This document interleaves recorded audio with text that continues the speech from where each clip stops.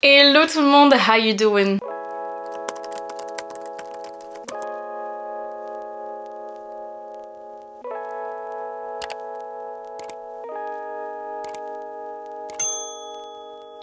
J'espère que vous allez bien, je vous retrouve aujourd'hui pour la petite vidéo book haul / update lecture du mois. Si vous avez loupé celle du mois dernier, je vous invite à aller la voir, je crois que c'est là, ici. Et on va tout de suite commencer, donc je vais commencer cette fois-ci par mon update lecture, parce que pour ceux qui regardent les vlogs, vous avez déjà vu toutes mes nouvelles acquisitions quasiment. Enfin c'est même pas quasiment, vous avez vu toutes mes acquisitions, donc voilà, comme ça au moins vous pouvez regarder la première partie de cette vidéo sans avoir à passer. Et donc ce mois-ci, j'ai lu 5 livres et je suis très contente de moi puisque le mois de mars c'était pas super bien passé d'un point de vue lecture. Là j'ai bien rattrapé et je suis très contente, j'ai vraiment eu de très bonnes lectures. Je vais tout d'abord commencer par la première lecture que j'ai terminée en ce début de mois d'avril qui est Vicious, donc le tome 1 de la série Evil de Victoria Schwab. On va suivre deux meilleurs amis, Victor et Ellie. On va principalement se concentrer sur Victor, mais de temps en temps on aura également le point de vue de Ellie. Ils étudient tous les deux dans la même université, ils sont tous les deux très intelligents.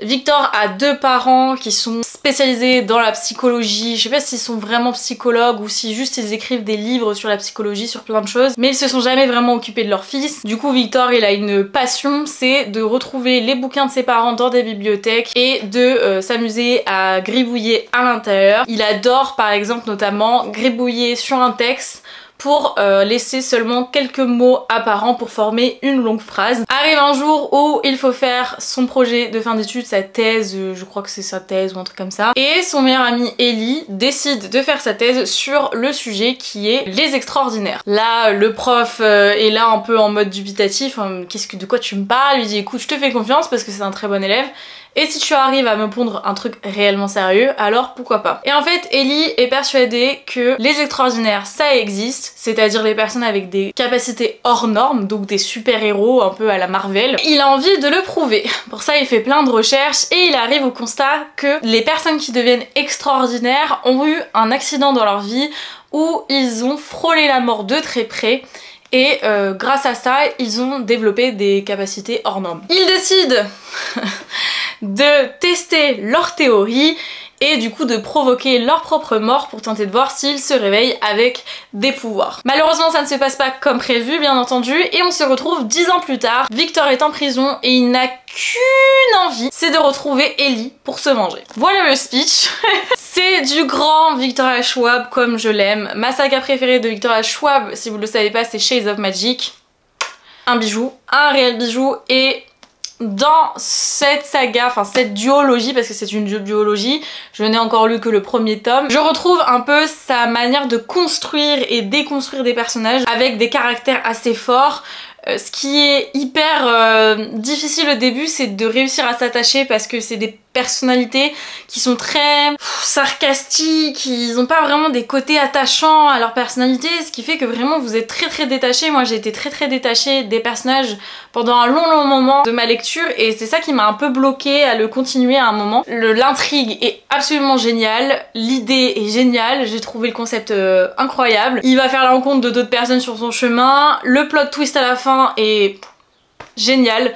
Franchement j'ai passé un très bon moment. C'est pas un coup de cœur parce que j'ai eu un peu de mal au début, mais c'est quand même une très bonne lecture et j'ai hâte de découvrir la suite. On continue avec un autre roman de Victoria Schwab, oui je l'aime, qui n'est autre que Gallant ou Gallant, je ne sais pas comment vous le prononcez, qui est sorti au mois de mars ou au mois d'avril, donc aux éditions Lumen. Vicious est également aux éditions Lumen, je l'ai pas dit. On va suivre Olivia Prior qui est une orpheline qui vit dans un foyer qui s'appelle l'orphelinat, je sais plus le nom exact de l'orphelinat, c'est pas très intéressant, qui est tenu par des sœurs. Le but de ce pensionnat, cet orphelinat, c'est de former les jeunes femmes à devenir des parfaites épouses, donc ils leur apprennent à faire la cuisine, à coudre, à faire le ménage, etc. La particularité d'Olivia, c'est qu'elle ne parle pas, elle ne sait pas parler, elle est très intelligente, on est dans sa tête tout le long du roman, mais elle ne sait pas prononcer des mots, donc elle est muette. On nous le dit, je crois qu'on nous le dit dès le début, hein, on l'apprend pas comme ça au cours de l'histoire, on nous le dit dès le début. Ce qui fait que bien évidemment, elle se fait un petit peu harceler dans ce pensionnat, elle a toujours un petit peu des problèmes, ils la prennent un peu pour une folle. Elle vit pas la belle vie quoi, hein, Olivia. Elle a toujours gardé un petit carnet, c'est le seul souvenir qu'elle ait de sa sa maman et de sa famille, un carnet que sa mère avait dans lequel elle écrivait plein de choses, mais elle écrivait surtout des choses qui n'avaient pas beaucoup de sens. Et à la fin de ce carnet, elle avait notamment écrit « Tu seras en protégé tant que tu ne t'approcheras pas du manoir Gallant ».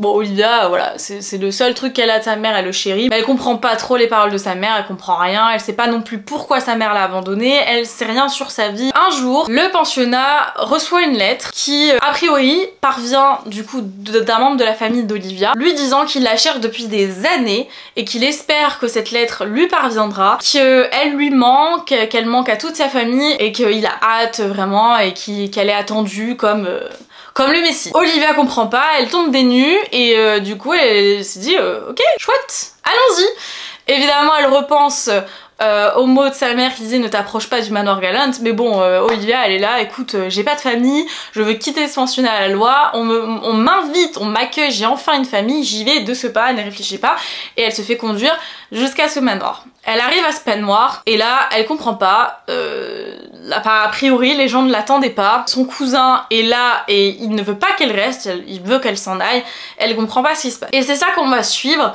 elle va découvrir tous les petits mystères que regorge ce manoir et tous les enjeux en fait de sa venue. J'ai bien aimé comment c'était construit. J'ai eu un peu de mal avec Olivia, je me suis pas trop attachée à elle, je sais pas, j'ai trouvé assez froide. Ouais, c'était pas évident, un peu le même problème qu'avec Vicious. Mais ça en fait c'est un peu la particularité de Victoria Schwab, c'est que je trouve qu'elle fait vraiment des personnages qui ont des caractères assez forts et du coup certaines fois il y a des traits de caractère peut-être qui vont faire que vous n'allez pas vous attacher. Moi je sais que dans Shades of Magic j'étais complètement gaga de tous les personnages, mais là en l'occurrence pas vraiment. L'intrigue est sympa, j'ai bien aimé le dénouement, c'est un one shot donc c'est agréable à lire. Vous n'avez pas besoin de lire 15 000 suites derrière. C'est pas un coup de cœur non plus, j'en attendais beaucoup plus, je dois avouer, mais ça se lit quand même bien, c'est sympa. Maintenant, faut pas s'attendre à la fantaisie du siècle, faut pas s'attendre à un monde incroyable avec un mystère incroyable. Je m'attendais, on va dire, à 75% de tout ce qui s'est passé, je m'y attendais en avance. À part peut-être certains aspects vers la fin que j'ai beaucoup apprécié, j'ai lu la fin très vite parce qu'on était vraiment à fond. C'est un monde imaginaire à part qui vraiment est spécial et j'ai bien aimé, mais c'est pas un coup de cœur. Voilà. On passe, je pense, à mon gros coup de cœur du mois et franchement je m'y attendais pas. The Inheritance Games de Jennifer Lynn Barnes aux éditions Pocket Jeunesse. Comment vous dire que ce livre je l'ai lu en 3 jours, 2 jours et demi, 3 jours. Je l'ai lu à une vitesse. Il fait 440 pages, je n'arrivais pas à poser le bouquin dès que je l'ouvrais, c'était un truc de fou. Le speech, avant que je vous donne exactement mon avis. On va suivre Avery Avery Grams. C'est une lycéenne qui vit un peu toute seule, enfin elle vit avec sa demi-sœur, elle a pas de thunes, elle connaît pas son père, sa mère est décédée quand elle était jeune. C'est la grosse loose. C'est la loose. Elle vit avec sa demi-sœur, je pense que c'est sa demi-sœur ou sa sœur, j'ai toujours pas compris, mais qui elle a un petit copain pervers narcissique, enfin bref. C'est vraiment la folie. Et un jour sorti de nulle part, un jeune qui débarque à son lycée, qui va voir son proviseur convoque Avery et ce jeune homme en question lui dit ça fait longtemps que je vous cherche, mon grand-père vous a légué une partie de sa fortune, il est décédé il y a pas longtemps, vous êtes sur son testament et on requiert votre présence pour pouvoir enfin lire le testament pour que tout le monde puisse toucher sa part d'héritage. Avery elle est là en mode what? Elle ne connaît pas ce personnage, elle ne connaît pas le grand-père en question qui est décédé, elle n'a jamais entendu parler de cet homme, elle ne comprend rien. Évidemment, elle s'y rend et elle se rend compte, en faisant quelques recherches, que cet homme qui lui a légué toute sa fortune est en fait un milliardaire ultra connu, qui a donné de l'argent à plein de fondations et tout, vraiment le mec pété de thunes comme never. Elle se dit je ne comprends rien. Sa sœur, je vais l'appeler sa sœur mais c'est sa demi-sœur, c'est pas grave, l'accompagne dans ce périple, elle dit je veux pas te laisser y aller toute seule. Évidemment il l'emmène en jet privé et tout, elle se fait accueillir au manoir. Le manoir c'est un château x10. Elle se rend compte que dans ce manoir il y a beaucoup de gens qui vivent mine de rien. Le grand-père en question avait 4 petits-fils. Ils vont du coup à la réunion de la lecture du testament et Avery se rend compte que le milliardaire en question il a légué des petits trucs à chacun, mais que la totalité, presque l'entièreté de sa fortune avec ses biens, ses fondations, etc. revient à Avery. Avery elle est là, oh my god, what is happening? I don't get it. Mais que pour toucher cet héritage, il y a des petites choses à faire. C'est qu'elle est obligée de résider dans le manoir pendant une période de 1 an minimum. Et du coup, elle est là, bah, je vais pas dire non. Mais c'est surtout qu'elle va se rendre compte que ce cher petit milliardaire a laissé derrière lui un nombre incalculable d'énigmes. Parce que c'était son petit dada, quoi, à cet homme. Il adorait les énigmes, il adorait les petits mystères, les petits jeux comme ça. Il en faisait beaucoup avec ses petits-fils. Et il leur a laissé à eux 5 plein d'énigmes à résoudre pour atteindre on ne sait trop quoi. C'est-à-dire qu'on a atteint à la fin du livre un petit truc, mais on n'a pas la totalité. Il y a un énorme mystère qui reste en suspens à la fin de ce livre, et moi j'étais là genre, pardon. Je trouve que c'est du génie au niveau des intrigues et des énigmes. On est vraiment poussé dedans, on a du mal à poser le livre. On a du mal à lâcher, on est vraiment emporté dans le truc, je trouve qu'on s'attache bien au personnage. Il y a évidemment un peu de romance, il y a un peu de polyamour, voilà, elle flirte à droite à gauche, sud, ouest, bref. Parce qu'il y a 4 petits-fils, les 4 sont canons, bien sûr ça n'arrive jamais dans la vraie vie. Le seul truc qui m'a peut-être un peu dérangée, c'est je trouve que ça va un peu vite en besogne. Si je puis me permettre. Je trouve que ça va un petit peu vite, mais c'est peut-être aussi pour ça que ça se lit très vite. Je trouve qu'il y a des moments où c'est un peu facile quoi, genre elle se met à tutoyer les gens comme ça direct d'entrée de jeu, ou alors c'est peut-être un souci de traduction, je sais pas, mais même elle est très rentre dedans, elle est très à l'aise cette Avery, alors que il y a des moments où elle est complètement perdue, puis après elle est complètement à l'aise, c'est un peu perturbant. Je pense que c'est fait pour que ce soit rapide et fluide, mais à des moments ça m'a un peu dérangé. C'est le seul point négatif, sinon tout le reste j'ai adoré, et j'ai hâte de lire la suite s'il vous plaît, Pikaji, sortez-la vite. Après The Inheritance Games, j'ai lu Ce qu'il nous faut retrouver de Joanne. À chaque fois je vais le faire mais c'est H-E, ok. Aux éditions Lumen, et c'est une très grande surprise pour moi. On va suivre 2 sœurs. Donc l'une est piégée sur une île déserte depuis maintenant 3 ans. Et elle n'a qu'un truc en tête, c'est d'essayer de retrouver sa petite sœur. Du coup ça fait 3 ans qu'elle est seule sur cette île et qu'elle essaye de construire un bateau pour traverser la mer et essayer potentiellement de retrouver sa sœur. Et de l'autre côté, on a la petite sœur en question qui vit dans des villes au-dessus de la mer parce que c'est quelque chose qui a été mis en place par le monde, par le gouvernement, pour protéger les êtres humains des catastrophes naturelles et des dégâts liés à l'environnement. Et ils ont essayé de faire plein de choses pour sauver un petit peu la planète du mieux qu'ils peuvent. Par exemple, les gens utilisent beaucoup l'hologramme pour faire plein de choses, donc ils se rendent à des soirées en étant des hologrammes. Voilà, on est vraiment sur du métaverse quoi. Et cette sœur en question, donc Kazé, c'est une scientifique, elle est très froide, elle est beaucoup dans la logique, très peu dans l'émotion, très peu dans le ressenti, alors que Célia, sa sœur, donc qui est sur l'île déserte, est tout l'inverse, elle est beaucoup dans... Voilà, elle fait beaucoup les choses parce qu'elle a envie, elle est très fonceuse, etc., très passionnée. Elles sont vraiment les deux opposés. Kazé, elle est un peu perdue parce que sa sœur a disparu, que tout le monde pleure sa sœur, mais qu'elle n'arrive pas vraiment à ressentir d'émotions ou de chagrin, n'arrive pas à vraiment l'exprimer. Donc on est à ce moment-là de l'histoire. Je peux pas trop vous en dire parce qu'il y a un réel choc, un plot twist de fou dans ce livre, et j'ai pas envie de vous spoiler, j'ai vraiment envie que vous découvriez la chose comme moi je l'ai découvert. J'ai trouvé ça absolument fascinant. Ce qui est un peu perturbant dans la lecture de ce roman, c'est qu'on alterne d'un point de vue à l'autre. Donc un chapitre ça va être Kazé et le chapitre d'après ça va être Célia. Le truc qui est frustrant là-dedans, en soi ça pourrait ne pas être frustrant, mais ce qui est frustrant c'est qu'à la fin de chaque chapitre, limite on a un suspense de fou et qu'on va savoir la suite que 2 chapitres plus loin. Donc c'est un peu perturbant parce que des fois j'ai l'impression qu'on perd le fil. Après c'est ça aussi qui fait que je pense on est à fond dans sa lecture et on a envie de continuer, mais j'avoue qu'il y a des moments ça me frustrait quand même. Il y a un petit peu de romance, c'est agréable, mais la romance n'est pas prominente, hein, je préfère le préciser. La fin...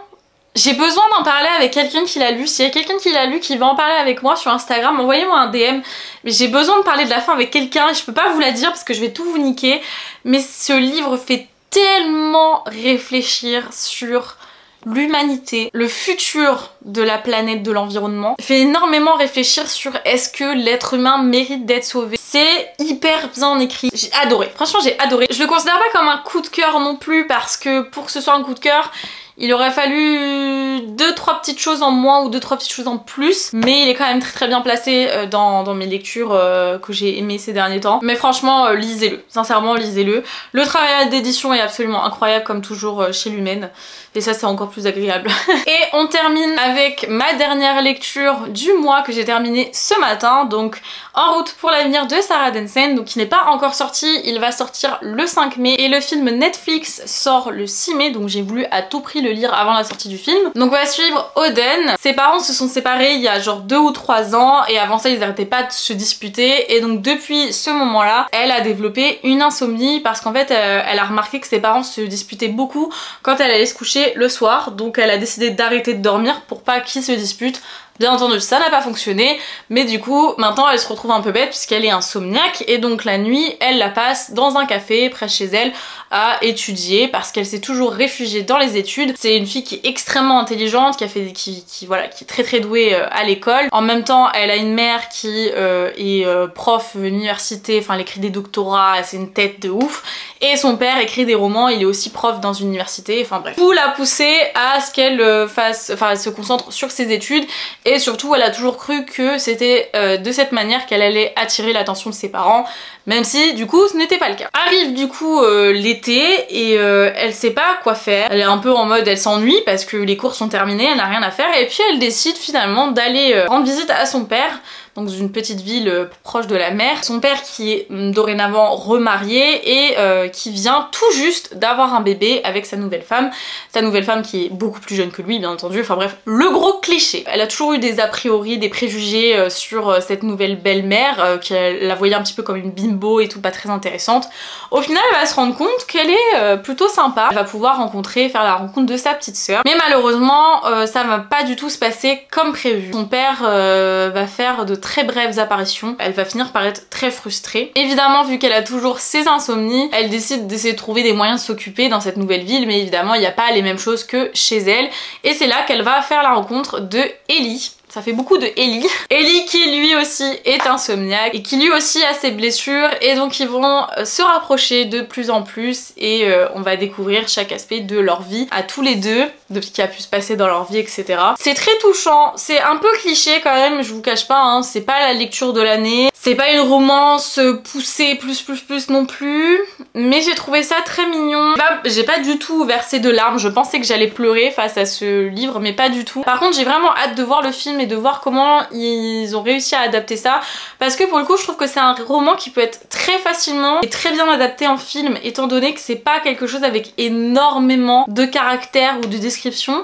Je pense qu'il y a même moyen que le film soit meilleur que le livre, mais à ce moment là je vous le dirai, je vous donnerai mon avis. En tout cas, si vous cherchez une lecture d'été légère, mignonne, franchement foncez, c'est hyper sympa. Moi j'ai bien aimé en tout cas ma lecture. On va du coup pouvoir enchaîner avec le book haul. Premièrement, j'ai reçu des éditions Pocket Jeunesse, ce format poche, Les 4 filles du Docteur March de Louisa May Alcott, que j'ai demandé parce que je vous l'avais déjà dit plusieurs fois, je crois, cette année j'aimerais lire certains classiques, notamment Les 4 filles du Docteur March, et j'ai également mis Gatsby dans ma liste de classiques. Et quand j'ai vu que Pocket Jeunesse sortait un petit format poche de ce livre là, et ben j'ai foncé, je l'ai demandé. Il est déjà sorti depuis le 21 avril, donc si jamais ça vous intéresse, voilà, c'est pas un livre que j'ai envie forcément d'acheter en grand format et tout, voilà, ça fait partie des objectifs que je me suis fixé pour cette nouvelle année, et du coup je vais pouvoir entamer avec ce petit livre là. Ensuite j'ai acheté de Andrea Stewart L'Empire d'écume aux éditions Big Band. Donc c'est le tome 1, La fille aux éclats d'os. Donc sur l'Empire où se passe l'histoire, ça fait très longtemps qu'on prélève un morceau d'os, je crois que c'est ça, ouais, sur chaque enfant, un éclat d'os derrière l'oreille, dans un rituel qui est très souvent mortel, donc c'est pas très joyeux. Et l'empereur se sert de ces éclats d'os pour fabriquer et contrôler des chimères qui vont faire venir en fait régner la loi dans tout l'Empire. Et donc c'est ce qu'on appelle la magie d'os. Cet empereur, il a une fille qui s'appelle Lynn, et c'est elle qu'on va suivre. Et cette Lynn, elle est enfermée dans le château et elle a une maladie. En gros, elle a été privée de tous ses souvenirs, elle ne se rappelle de rien. Et donc pour regagner l'estime de son père, elle décide de s'initier à la magie de l'os. Mais évidemment, comme Rumpelstiltskin dans Once Upon a Time dit toujours, the magic has a price, la magie a un prix. Du coup c'est un peu la merde, là ça va être un peu la catastrophe. En plus il y a une révolution qui frappe aux portes du palais, donc c'est un peu la cata. Ça a l'air vraiment super bien. Il y a Sarah J. Maas de Un palais d'épines et de roses qui a mis un avis dessus, qui a dit que c'était un des meilleurs romans de fantasy depuis très longtemps et